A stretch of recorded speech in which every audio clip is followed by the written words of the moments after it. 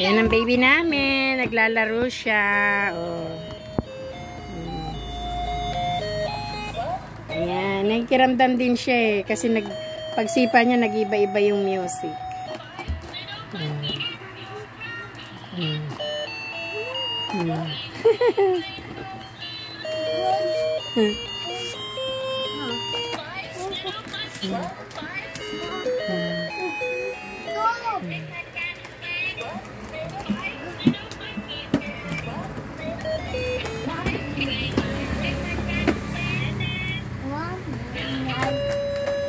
Ayan, pagsipa niya, nag-iiba yung ano.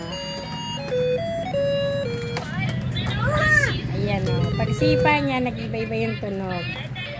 Nakikiramdam din siya. Kulit na ng baby namin.